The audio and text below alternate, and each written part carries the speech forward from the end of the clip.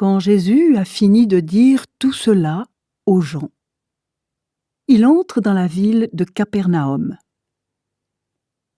Là, il y a un officier de l'armée romaine.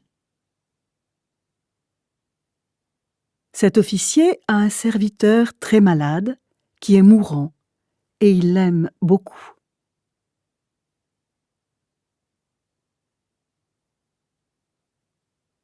Quand l'officier entend parler de Jésus, il envoie quelques anciens des Juifs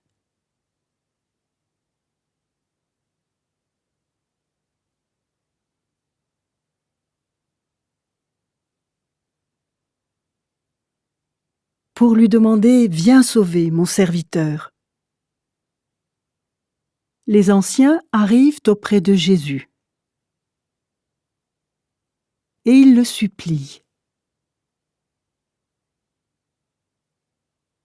en disant « Cet homme mérite que tu fasses cela pour lui. En effet, il aime notre peuple. Et c'est lui qui a fait construire notre maison de prière. » Alors Jésus va avec les anciens. Il est presque arrivé à la maison. À ce moment-là, l'officier envoie des amis pour lui dire « Seigneur, ne te dérange pas. Je ne suis pas digne que tu entres chez moi. Voilà aussi pourquoi je n'ai pas osé venir moi-même vers toi. Moi, j'obéis à un chef. Et je commande à des soldats. Je dis à l'un « va » et il va, et je dis à un autre « viens » et il vient. Je dis à mon serviteur « fais ceci » et il le fait. Mais dis seulement un mot et mon serviteur sera guéri.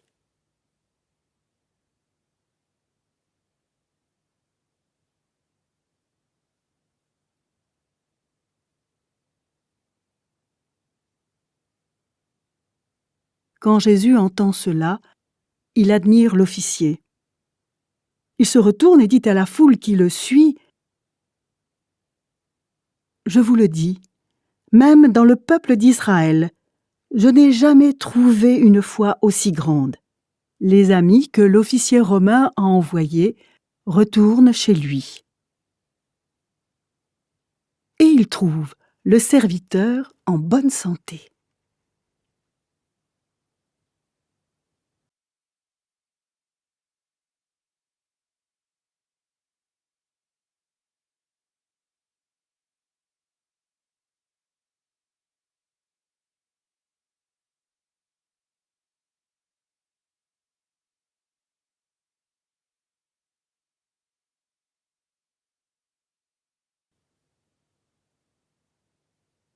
Ensuite, Jésus va dans une ville appelée Naïn. Ses disciples et une grande foule marchent avec lui. Au moment où il arrive à l'entrée de la ville, on conduit un mort au cimetière. C'est le fils unique d'une veuve. Beaucoup de gens de la ville accompagnent cette femme.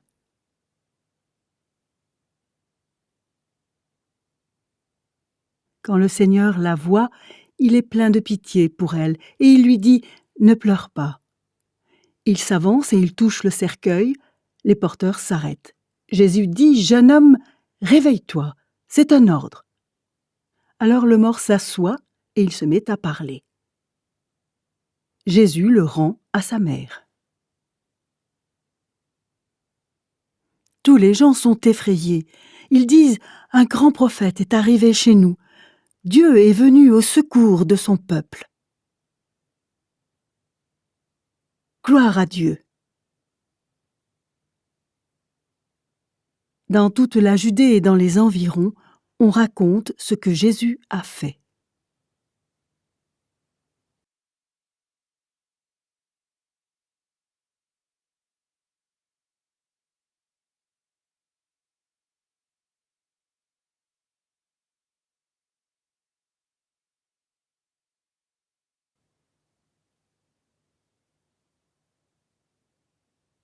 Les disciples de Jean vont raconter toutes ces choses à leur maître.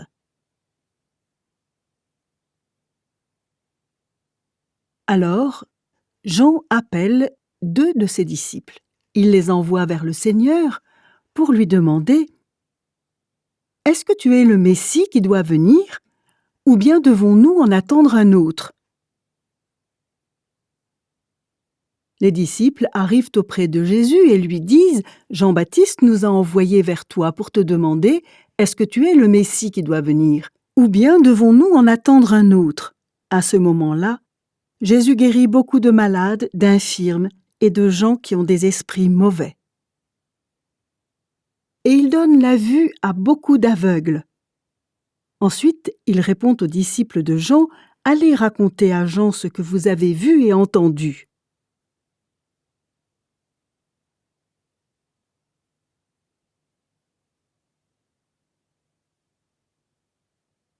Les aveugles voient clair, les boiteux marchent bien, les lépreux sont guéris, les sourds entendent, les morts se réveillent,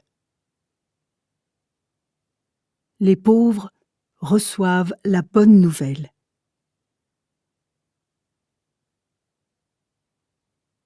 Il est heureux, celui qui ne refuse pas de croire en moi.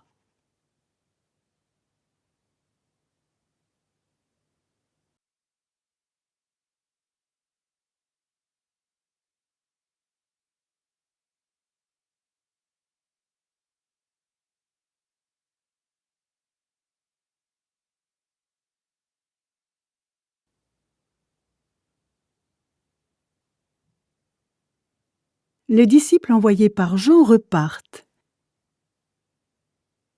Et Jésus se met à parler de Jean aux foules qui sont là. Il leur dit « Qu'est-ce que vous êtes allés regarder dans le désert ?»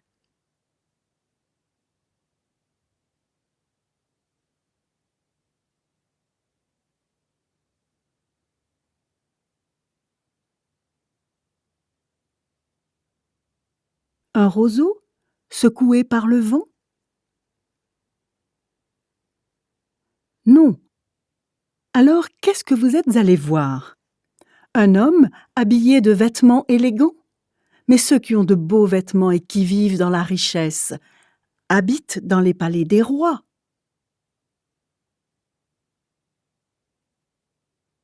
Qu'est-ce que vous êtes allés voir? Un prophète? Oui, je vous le dis, et même plus qu'un prophète. En effet, Jean est celui que les livres saints annoncent quand Dieu dit « Je vais envoyer mon messager devant toi. Il préparera le chemin pour toi. » Jésus ajoute « Je vous le dis, il n'y a jamais eu un homme plus important que Jean. »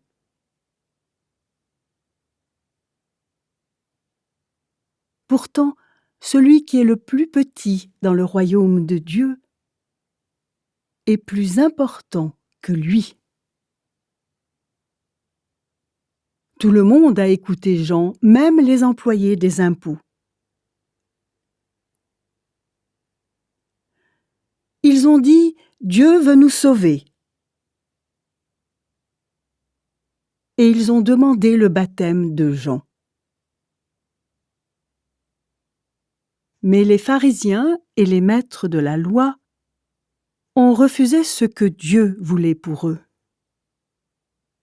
Ils n'ont pas voulu du baptême de Jean. Jésus dit encore « À qui est-ce que je vais comparer les gens d'aujourd'hui? À qui ressemblent-ils? Ils ressemblent à des enfants assis sur la place du village. Les uns crient aux autres « Pour vous, nous avons joué un air de flûte, mais vous n'avez pas dansé. Nous avons chanté un chant de funérailles, mais vous n'avez pas pleuré. »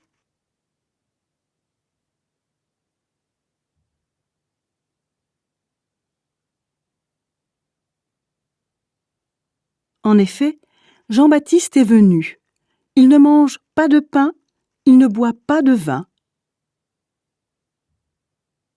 Et vous dites « Il est fou. »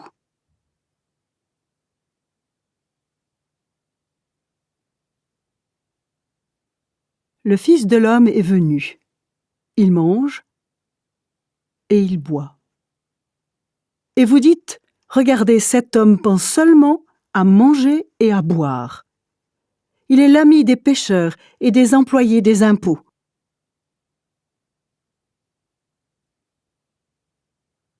Mais tous ceux qui acceptent la sagesse de Dieu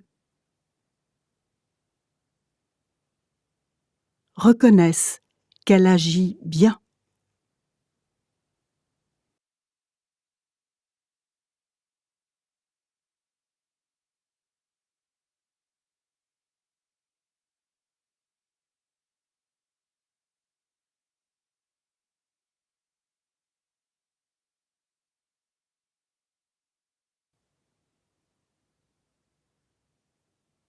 Un pharisien invite Jésus à manger avec lui.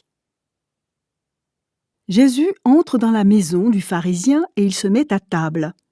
À ce moment-là, une femme de la ville arrive, c'est une prostituée. Elle a appris que Jésus est dans la maison du pharisien.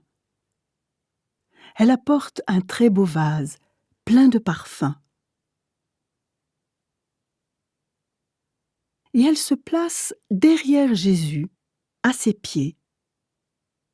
Elle pleure. Elle se met à mouiller les pieds de Jésus avec ses larmes. Ensuite, elle les essuie avec ses cheveux.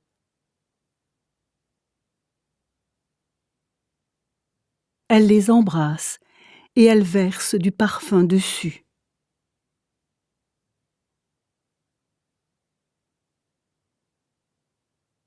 Le pharisien qui a invité Jésus voit cela. La femme qui le touche est une prostituée et il ne le sait pas. Il se dit, cet homme n'est sûrement pas un prophète. Alors Jésus dit au pharisien, « Simon, j'ai quelque chose à te dire. »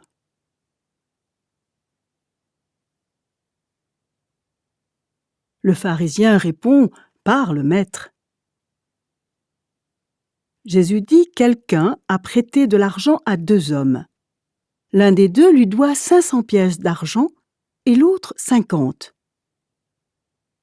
Mais ils ne peuvent pas rembourser.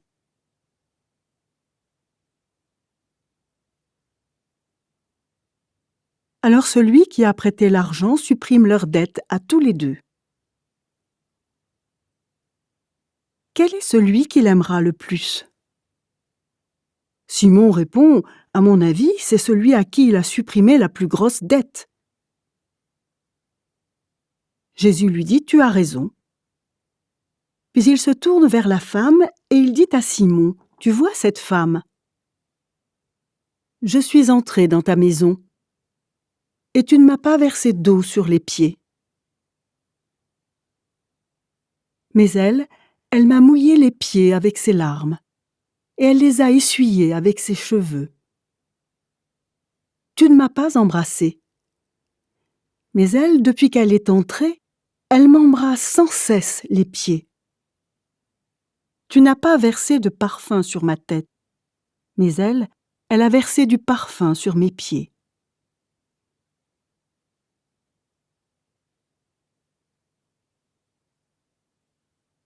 C'est pourquoi je te dis une chose, ses nombreux péchés sont pardonnés. Et c'est pour cela qu'elle a montré beaucoup d'amour. Mais celui à qui on pardonne peu montre peu d'amour. Et Jésus dit à la femme, « Tes péchés sont pardonnés. » Ceux qui mangent avec lui se mettent à penser, « Qui est cet homme ? Il ose même pardonner les péchés. » Mais Jésus dit à la femme, « Ta foi t'a sauvée, va en paix. »